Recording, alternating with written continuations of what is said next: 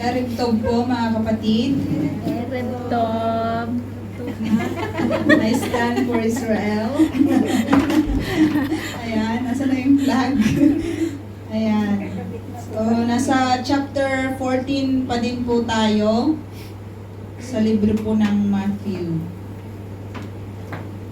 Kung meron po kayong mga dalang Biblia, mga kapatid, kayo po ay makipagbukas sa akin sa chapter 14 verses 13 to 21. Sabi dito, nang marinig ni Jesus ang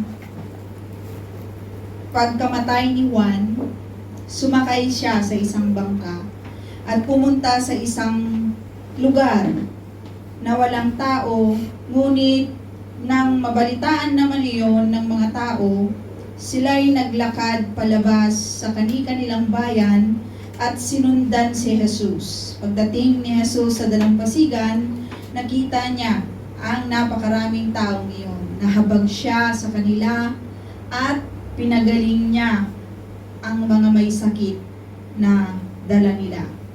Nang dapit hapon, ay lumapit sa kanyang mga alagad at sinabi nila, malapit na pong lumubog ang araw at liblib ang lugar na ito. Papuntahin na po ninyo sa mga kalapit na nayon ang mga tao upang makabili ng kanilang makakain.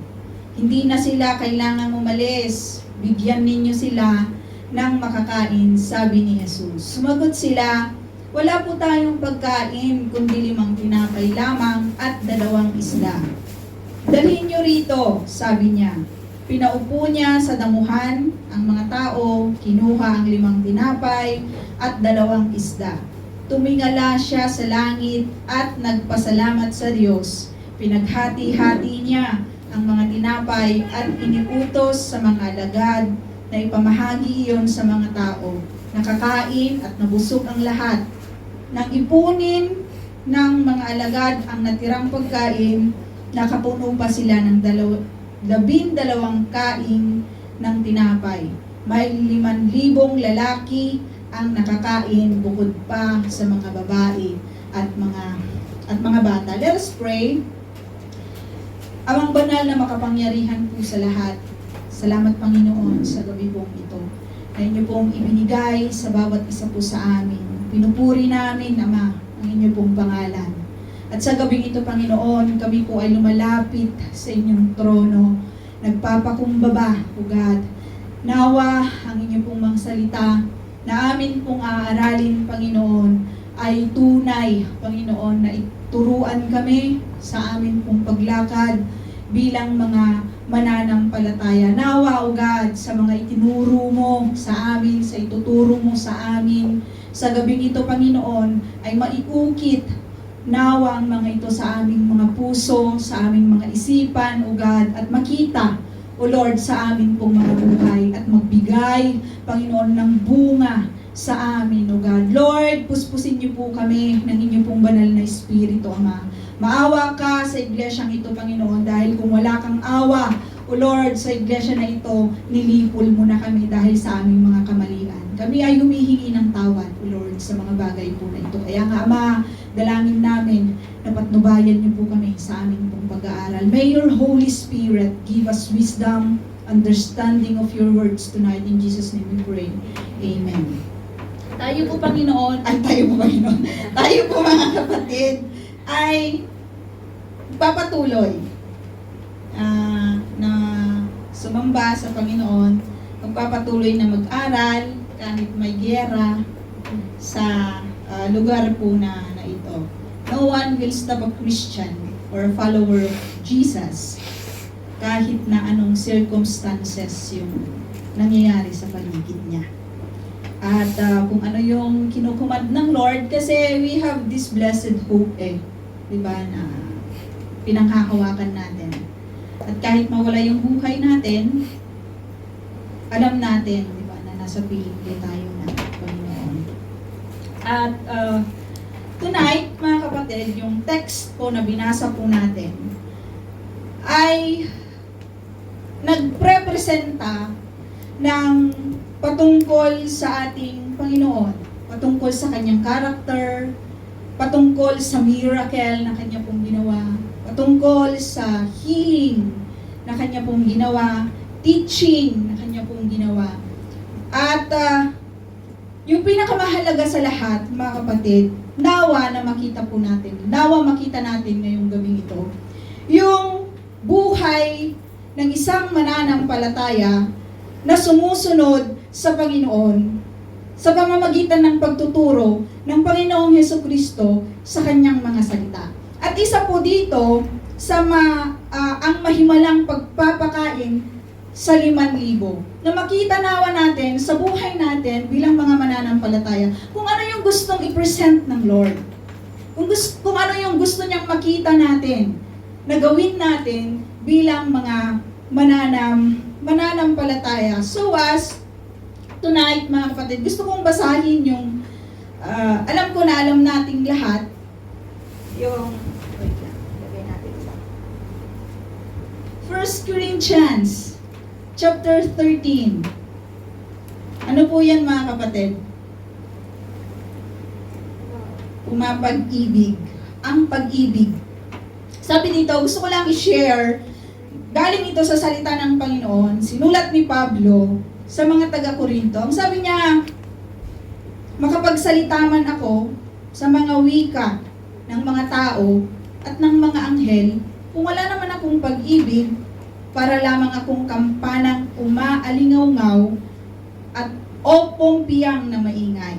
Kung ako man ay may kakayahang magsalita ng mensahe mula sa Diyos at umunawa sa lahat ng hiwaga, kung nasa akin man ang lahat ng kaalaman at lahat ng pananampalataya, ano pat nakakapagpalipat ako ng mga bundok, ngunit wala naman akong pag-ibig, wala akong kabuluhan.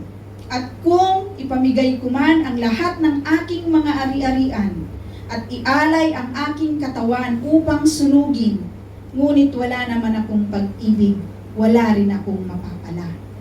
Ang pag-ibig ay matyaga at magandang loob, hindi mainggitin, hindi mayabang, ni mapagmataas man, hindi magaspang ang pag-uugali, hindi makasarili, hindi magagalitin, o mapagtanim ng sama ng loob sa kapwa. Hindi ito natutuwa sa masama, sa halip ay nagagalak sa katotohanan.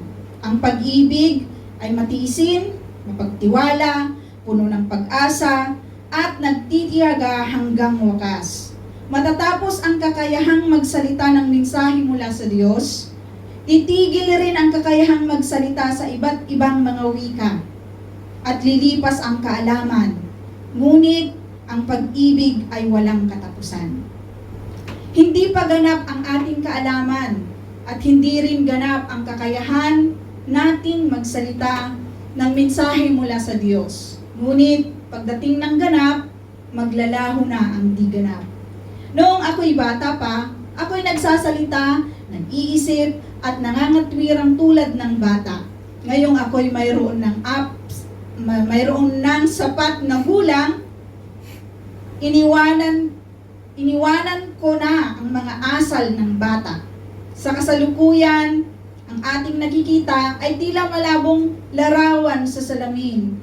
Subalit darating ang araw na ang lahat ay makikita natin ng harapan. Bahagya lamang ang nalalaman ko ngayon, ngunit darating ang araw na malulubos ang kaalamang ito, tulad ng lubos na pagkakilala niya sa akin. Samantala, nananatili ang tatlong ito, ang pananampalataya, pag-asa, at pag-ibig. Ngunit ang pinakadakila sa mga ito ay pag-ibig. This was the letter of Paul, mga kapatid, sa mga taga-Corinthians patungkol po sa pag-ibig. Na if there's no love to a Christian, walang kabuluhan yung ating paglilingkod. Walang kabuluhan yung lahat ng ating pong ginagawa mula nang tanggapin mo ang Panginoon hanggang sa ngayon kung wala po tayong pag-ibig. Yun po ang sinabi ni Paul sa mga taga-Corinthians because we know that Corinthians was very problematic church. sa mga kapanahunan po nila. That in this passage kasi mga kapatid, ng Matthew chapter 14 verses 13, God shows how compassionate He is sa mga tao, sa iba't ibang klase po na tao, sa mga maraming crowd yung kanyang nakita eh. Sinabi niya na nahabag siya. And we really see on how compassionate God to these people. May mga Pariseo doon, may mga hintil doon, may mga Hudyo doon, mga makasalanan, babae, lalaki, mga bata. Nahabag ang Lord sa kanila.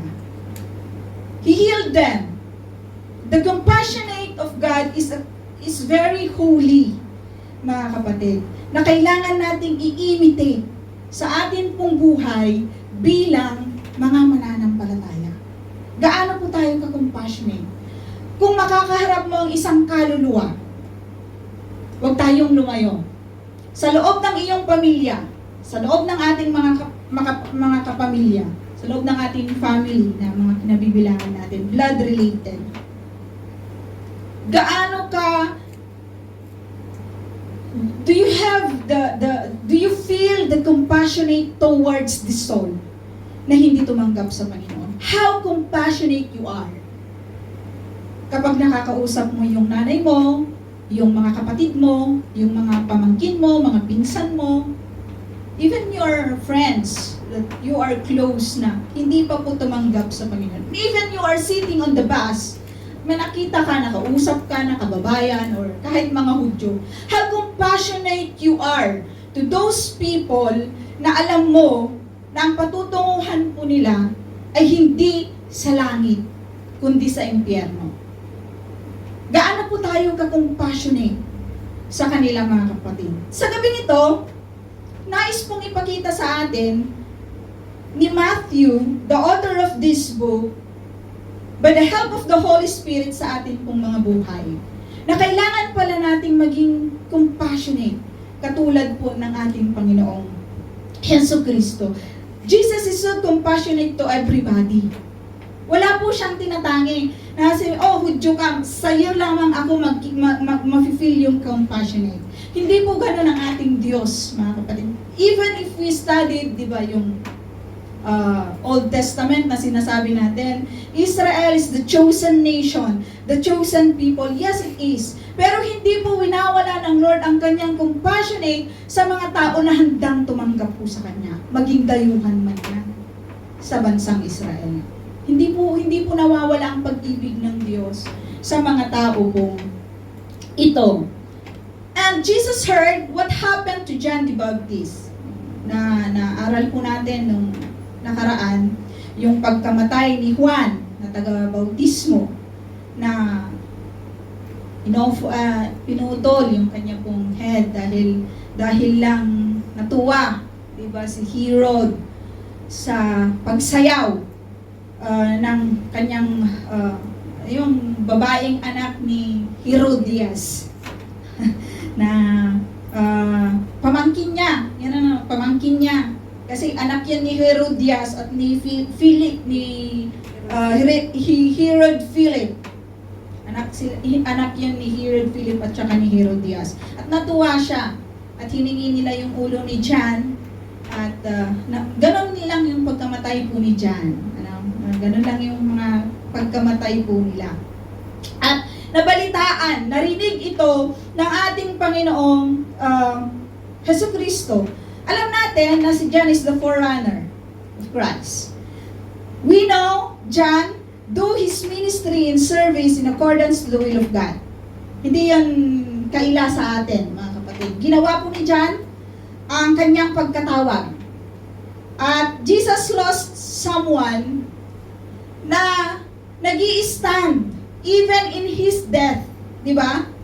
Sige na lang Herod, hindi naging ganun si John eh. Sige na lang Herod, hindi ko na i-despise yung ginagawa mo, wag mo lang kitilin yung buhay ko. He stands kahit na ang ulo niya yung maging kapalit. And knowing na ang ating pong Panginoon, mga kapatid, na nagkatawang tao ang ating Panginoong Jesucristo, He feels emotion. Nabalitaan niya, He lost someone Cousin niya yung si John the Baptist din, di ba? Nalungkot siya. Probably nalungkot siya sa pagkawala ni John kasi nawala yung buhay. Umiyak nga ang Lord nung nawala si Lazarus, di ba? Even Jesus wept to the city of Jerusalem. Woo! To this city. Di ba? Kung alam lang nila, di ba? Sabi ng Panginoong Jesucristo. At probably Jesus is sad that time. At nawala na itong si John at ibinalita sa ating Panginoong Jesucristo. At that moment, mga kapatid, in the other books, mapapag-aralan po natin, dumating yung mga apostle, dumating yung mga disipulo po ng ating Panginoong Jesucristo. That time also, in this time, na yung kanya pong isinugo, pinag-aralan po natin yan, napag-aralan, di ba? Sinugo yung 12, di ba? That time, dumating po sila doon. Makikita natin sa libro ni Mark, binahagi po yon, sa libro ni Luke, in-explain po doon na dumating yung mga apostol ni Jesus sa mga kapanahunan po na iyan. At sabi dito sa verse 13, nang marinig ni Jesus ang pagkamatay ni Juan, sumakay sila sa isang bangka at pumunta sa isang lugar na walang tao, ngunit nang mabalitaan naman iyon ng mga tao, sila'y naglakad palabas sa kanilang bayan at sinundan po si Jesus. Na makikita natin dito, mga kapatid, kagaya ng sinabi ko, kung bubuksan natin yung ibang sulat ng mga alagad po ng Lord sa libro po ni Mark, sa libro ni Luke and John, ibinahagi po doon ang pagdating po ng kanyang mga alagad na isinugo. Ang pagsugo sa kanila, mga kapatid, there's no taxi. Walang taxi doon. Kawasaka sa amin. Paa-paa, by foot, yung kanila pong paglakad. Sa kanila pong mission, dumating sila at ibinalita yung kanila pong ginawa sa ating Panginoong Jesucristo. Kasi binigyan sila ng authority ng ating Panginoong Jesucristo na magbahagi ng salita ng Lord, magpalayas ng mga espiritu ni Satan, at magpagaling ng mga may sakit. They do His mission and then they come here this time at sumakay sila sa isang bangka. At that point, mga kapatid, probably they are hungry. Kasi sabi pa doon sa isang libro na wala na silang panahong kumain. Kasi sa dami ng tao na pumupunta po sa kanila. Kasi nalalaman doon yung ginagawa po ng ating Panginoong Jesucristo. Naaaligaga nga si Herodes di ba? Naaaligaga si Herodes dahil sino ba itong lalaking ito? Nabuhay bang muli? Pinapugutan ko na si Juan. Sabi ni Herodes na nabuhay ba ulit itong si Elias? Sabi pa ng ibang tao. Yun yung nasasagap ni Herodes na chismis. Diba? Yun yung nasasagap niya. Pero ang ating Panginoong Jesucristo, ito ang gumaganap sa mga bagay na ito. At gusto niyang ma-meet. Gusto ni Herodes na ma-meet itong si Jesus. Pero it's not yet the time. Diba? Kaya umalis po sila doon sa lugar na yon, pumunta sa maliblib na lugar sa bayan ng Bethsaida. Makikita po natin doon sa liblib na lugar, part of Bethsaida, yung lugar po na yun na walang mga katao-tao. Makikita natin dito, mga kapatid, na pumunta sila doon sa lugar na iyon, kababalik ng mga apostol ng ating Panginoon sa kanila pong mission. At ang nakita po ng Lord, kaya umalis sila, pagod yung mga apostle niya ng ating Panginoon. Kaya nga sinabi ng Lord in mapapag-aralan natin, mga kapatid, pero gusto ko lang i-emphasize para maunawaan natin mabuti. Sabi ni Jesus, kaya nga sabi niya, magpunta tayo sa hindi mataong lugar upang makapagpahinga kayo ng kaunti. Jesus is so yung selfless lang talaga ang ating Panginoong Jesucristo, mga kapatid. In the book of, I think, Luke, niya sinabi yung bagay po na ito upang makapagpahinga kayo. Kasi kadarating nila eh. Kadarating nila sa lugar na iyon, by foot in their mission, ginawa nila yung inuutos po ng Panginoon sa kanila. And then God said, pupunta tayo sa lugar na iyon para makapagpahinga kayo. Kasi dinudumog po sila ng tao. Wala silang panahon kumain. Mga kapatid, sa panahon yan. And God, we see Jesus is so selfless sa kanya pong mga. Inuuna niya yung kanya pong, yung iba kesa sa kanya pong sarili. At napakagandang makita natin ito mga kapatid as we imitate Christ sa atin pong buhay. Hindi natin po pwedeng sabihin na, ay hindi ako yun. Kasi minsan, ikaw yun. Kasi inuuna mo sarili mo eh. Hindi, siya yun. Kasi inuuna niya sarili niya eh. Hindi ako yon kasi inuuna ko naman ang mga kapatid kaysa sa sarili ko. Are you sure? The question is, are you really sure? Kung sure po kayo mga kapatid, na mas inuuna mo yung sarili mo sa kahit na anong aspeto ng buhay mo, higit sa mga tao na nakikita mo, nakakasama mo, well and good. Congratulations. You're perfect in this point. Nakatulad po ng ating Panginoon Jesucristo. Pero kung hindi, mga kapatid, sabihin natin yan sa ating sarili. I need to do something in order to imitate Christ in this matter. I need to humble myself sa Panginoon para ma-imitate ko siya sa bagay na ito. Sabi ng Lord, di ba? If you ask, He will give it to you. Kaya nating humingi, mga kapatid, kasi there's no barrier anymore. Because of the blood of Christ, mga kapatid, there's no longer barrier to come to the Father and ask for help. In order to conquer.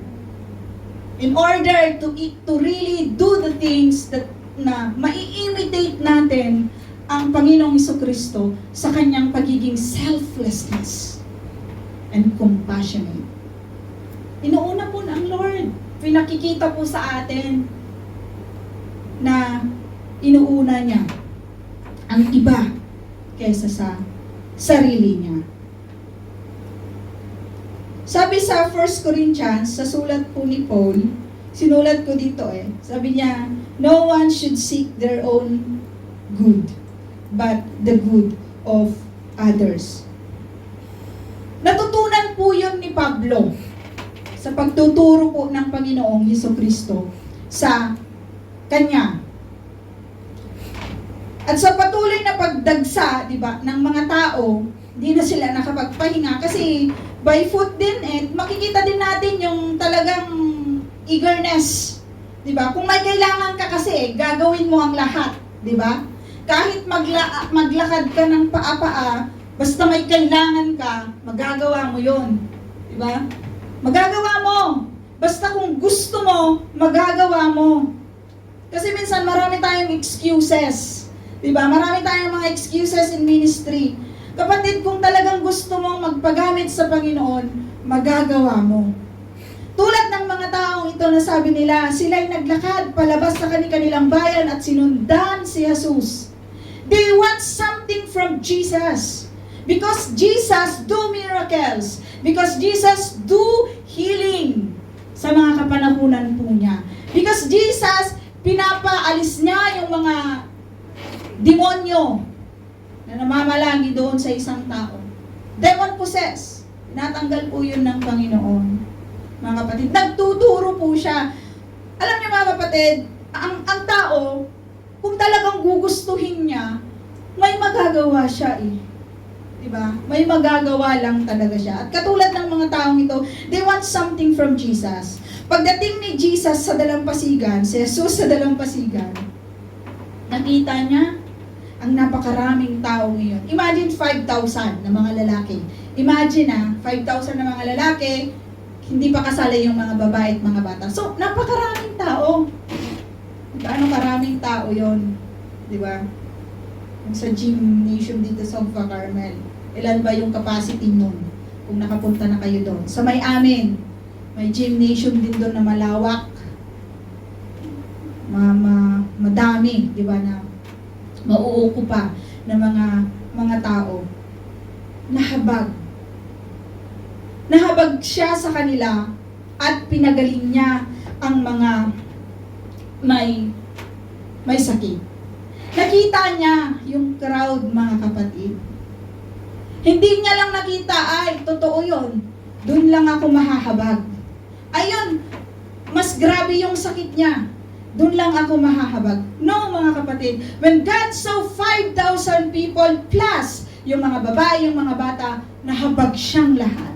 Kasi sabi doon sa isang presentation po ng Bible, parang mga tupang walang pastol. Yun yung nakita ni Jesus, mga kapatid. Nahabag siya sa mga tao pong ito at tinuruan niya sila.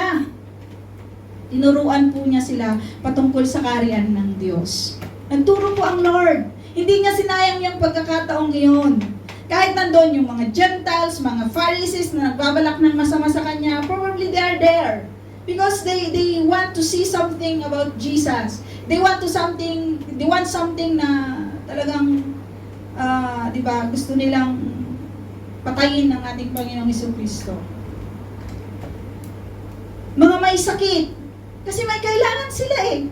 Di ba? May kailangan sila sa Panginoon, kaya nandun sila, mga maraming may sakit probably sa mga panahonan na iyan. Mga makasalanan, nandun lahat. Gusto nila makinig sa ating Panginoon. Nagturo po siya. Different kinds of people sa mga kapanahonan po na iyan. At nahabag po siya. He had compassion to these people and He healed them. He healed them, mga kapatid. Na nakita ko lang dito, God is not only healed yung physical. Diba? The Bible is saying, doon sa Psalms na, He heals the broken-hearted and binds up their wounds. Even the broken-hearted. You are broken-hearted, God can heal them. You are tired, God can give you rest. Nakakapagod ang trabaho natin. Yung trabaho ko medyo kapagod na nung walang tulog. Pero ang lagi kong, ganito pala yung trabaho ng mga walang tulog. Ari, nararanasan ko yung trabaho po ng mga walang tulog. At mahirap pala. Mahirap pala. Pero kailangan nating gampanan, diba, yung ating obligasyon ng mga itapelet, mga caregiver. Kasi kung hindi na alam nang pabayaan natin, yung alaga ko, mga kapatid, nanginginig. Alam, pabayaan kong manginig na lang yung alaga ko doon. Kailangan hipu-hipuin ng kaunti. Pero ang kagalingan nasa Lord eh. Ang pagpapahinto sa panginginig na yon, nasa kamay pa rin ng Lord ang lahat ng bagay. Tayo, mga kapatid, ano man yung mga pinagdadaanan po natin, ano man yung mga wounds, brokenness, God can heal that. Physically, ano man yung mga nararamdaman natin, bro, mga atimates. Pati ako masakit na din yung aking, kasi binubuhat na din. Nararanasan ko na lahat, mga kapatid. Ipagbubuhat. Sumasakit na din yung ating mga kasukasuan. Pero knowing, di ba, na ang Lord yung nagpapagaling sa atin. Manalig lang po tayo sa Panginoon. At makita natin dito yung mercy po ng Lord. Makita niyo yung crowd. Diba? Probably, naawa siya. Kasi, diba, lumabas sila sa kanilang mga bayan at sinundan ang Lord eh. Pagod din yun ha. Yung susunod ka na probably yung mga may kaya siguro naman ka. Pero lumabas sila sa kanilang mga bayan at sinundan ko ang Lord because they want something from the Lord. But at the end of this book, mga kapatid, no one stands. Diba? Sa kanyang mga pinagaling na ito, no one stands. Sa ating Panginoong Jesucristo. At nagsabing, siya ang Misaya. Walang nagsabing din. Siya ang King. Because Matthew is presenting us the kingship ng ating pong Panginoon. ng ating pong Panginoong Jesucristo. Nasaan na yung mga pinagaling, di ba? Kung kukwentahin natin, kung titignan natin, nasaan na yung mga ginawa ng miracle ng Lord? But that's the will of the Father in order for you and me to be safe. In order for you and me to be safe. Nagdapit hapon na may lumapit sa kanya, mabisa. Nang dapit hapon ay lumapit sa kanya ang mga alagad. Sinabi nila, malapit na pong lumubog ang araw at liblib ang lugar. Nagturo pa ang Panginoon sa settings po na ito. Nagturo din ang Panginoon, hindi lang po siya nagpagaling. Nagturo din ang Panginoon ng kaharian ng Diyos. Tinuruan po niya ang mga tao at pinagaling sa kanila pong mga sakit. Kasi kung hindi nila malalaman patungkol sa kaharian ng Diyos, di ba? Hindi sila maliligtas. Mga kapatid, kaya nga sinasabi ko kanina, how compassionate you are. How compassionate we are sa atin pong mga nakakasalamuha araw-araw. Sa atin pong mga nakakausap sa telepono araw-araw. Sa mga alam natin na mga tao na hindi pa tumanggap po sa Panginoon, do you feel compassionate to them? Nababahagi po ba natin ang salita ng Lord sa kanila? Nai-invite po ba natin sila na mag-aral ng salita ng Panginoon? Nasisharean po ba natin ng salita po ng Lord? Sabi ko nga, wag na tayong lumayo sa inyong pamilya. Is there a day na nakikita mo yung kaluluwang ito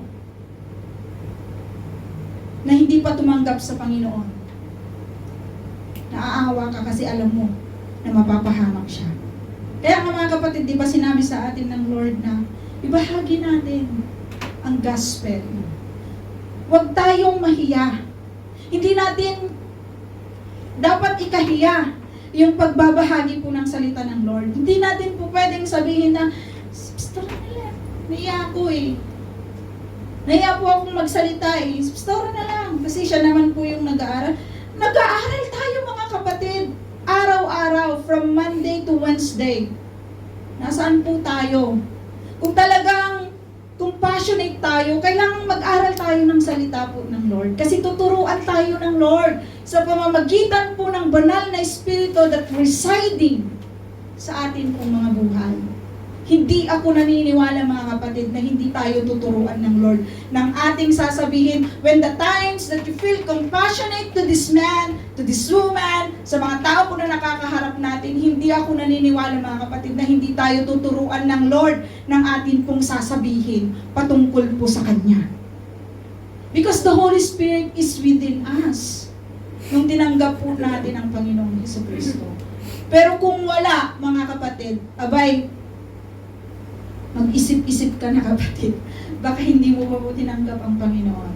At kung hindi mo pa po tinanggap ang Lord, pagkakataon pa.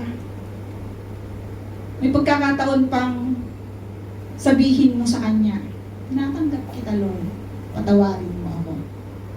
Hindi ka itataboy ng Lord kapatid, kahit makasalanan ka. Hindi tayo itataboy ng Lord.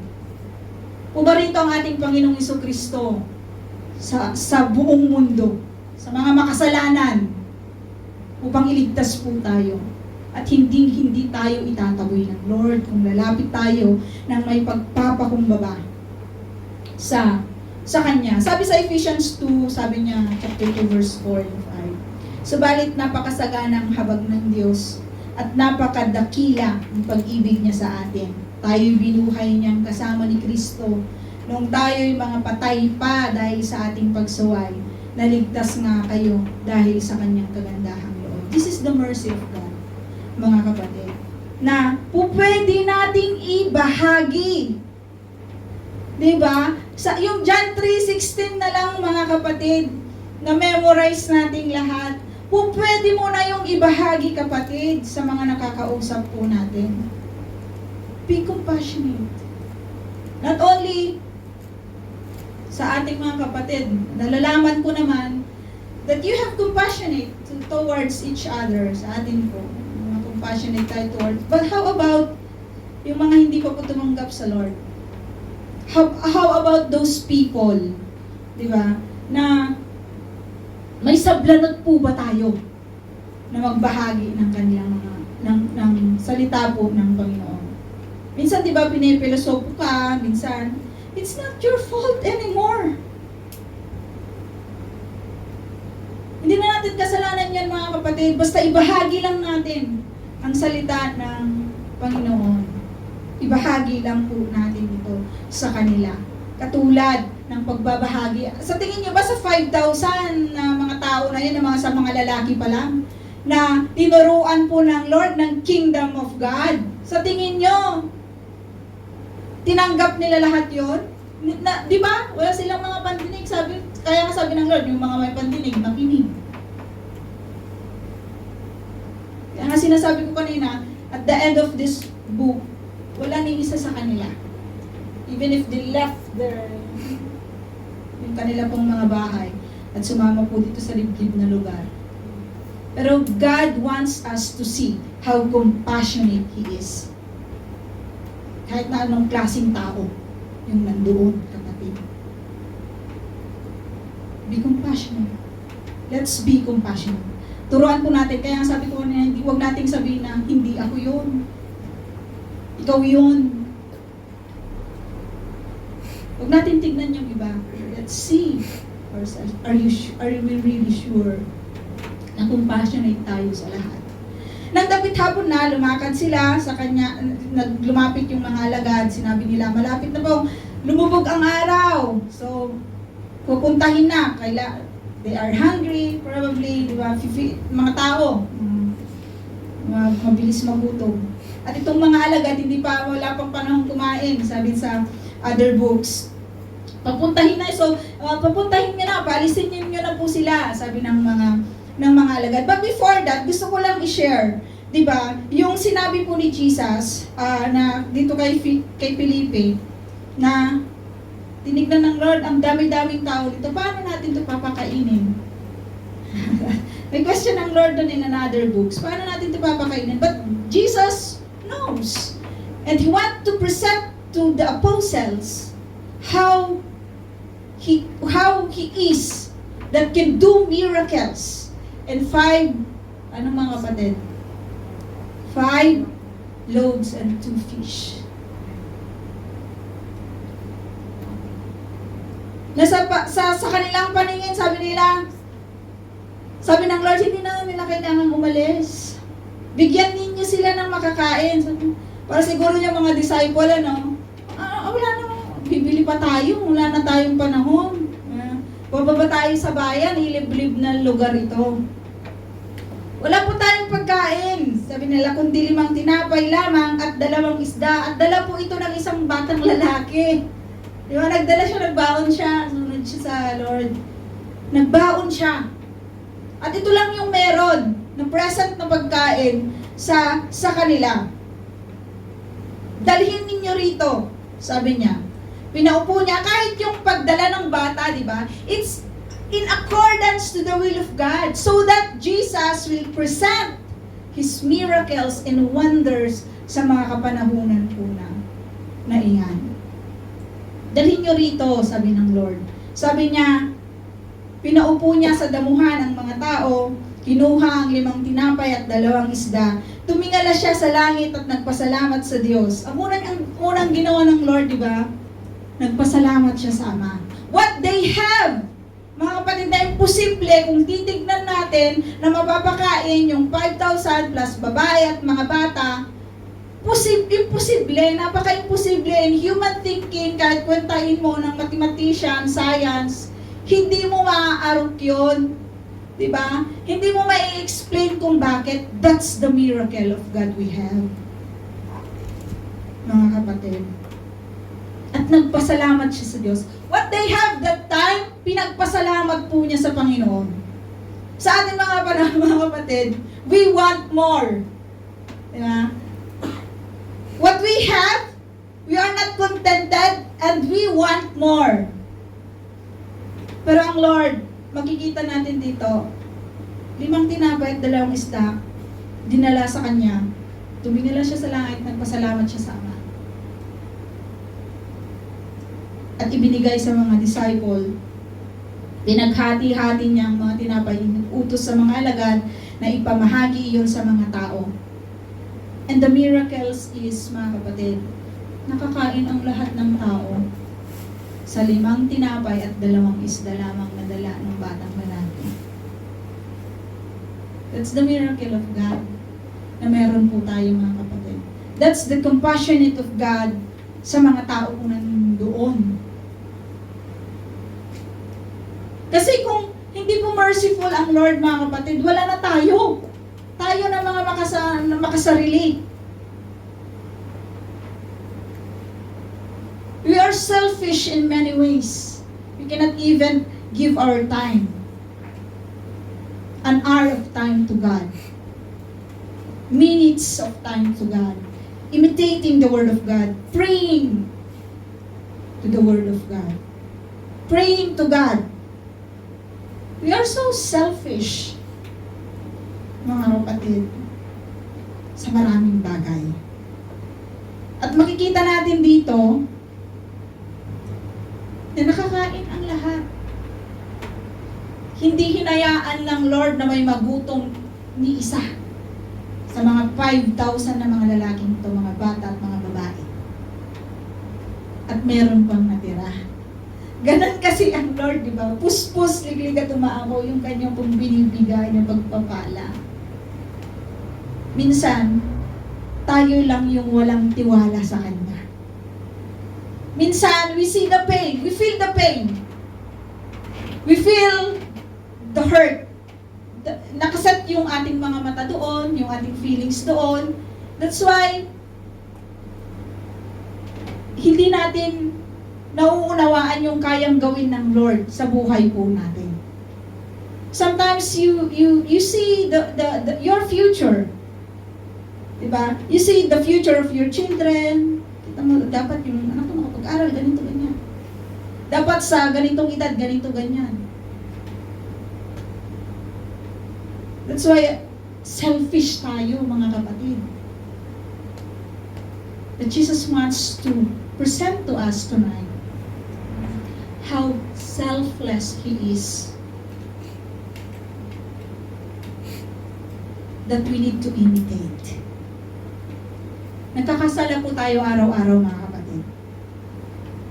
Tunay po yun. Pero tinuturuan po tayo ng salita ng Lord. Kaya nga sinabi ko kanina, that's why I read 1 Corinthians chapter 13.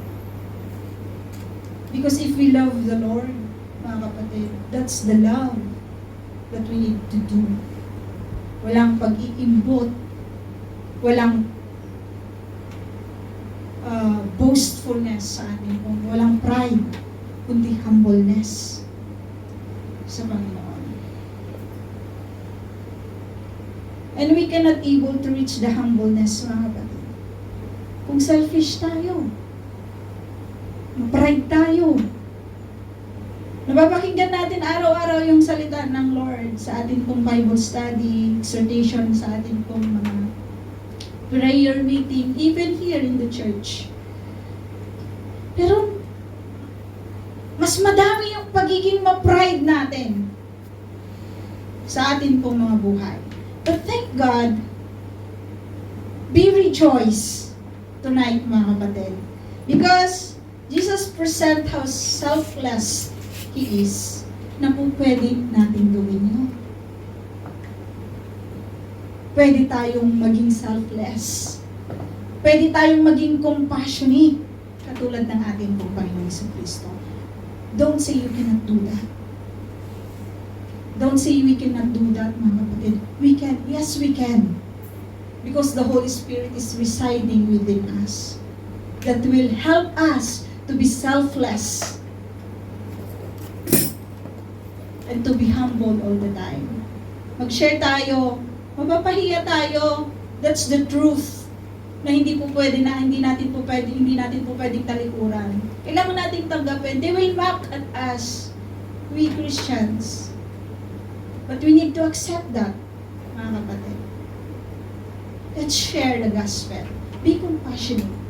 Be humble sa lahat ng pagkakataon po sa ating mga buhay. And I wanted to share as we close.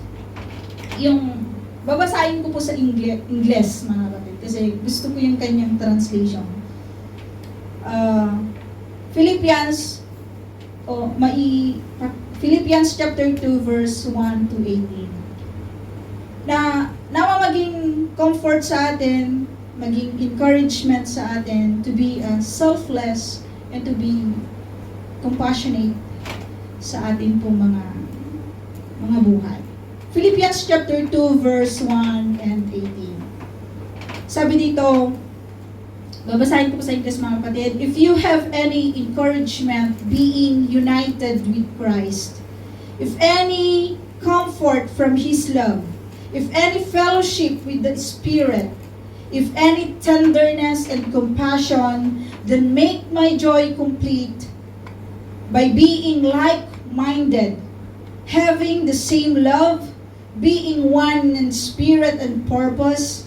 Do nothing out of selfish ambition or vain conceit, but in humility consider others better than yourselves. Each of you should look not only to your own interest, but also to the interest of others.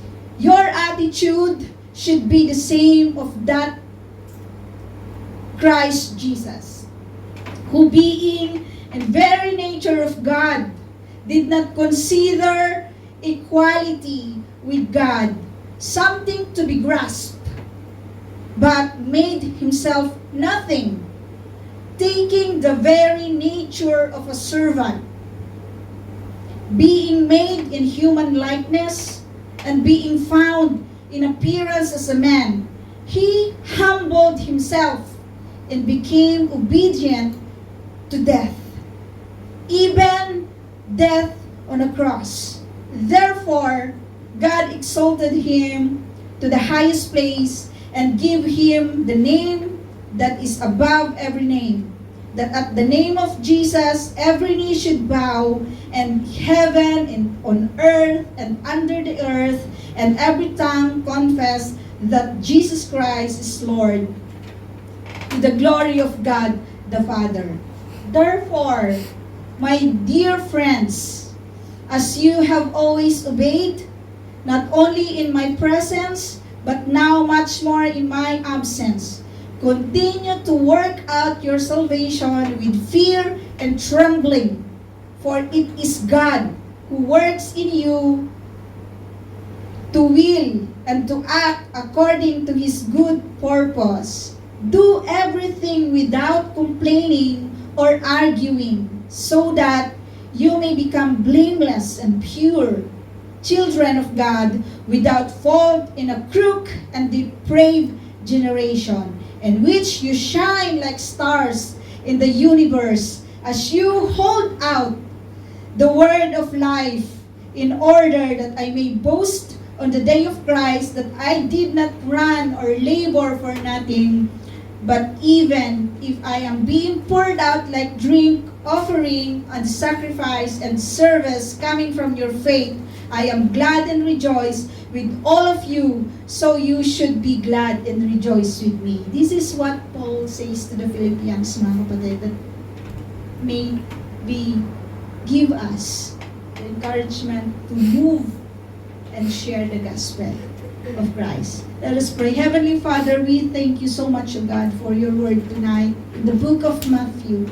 chapter 14, verses 13 to 21. Lord, truly that Jesus is so compassionate. God, we ask to teach us on how to be compassionate, Panginoon, sa mga ibang tao. Teach us, O Lord, to be humble all the time.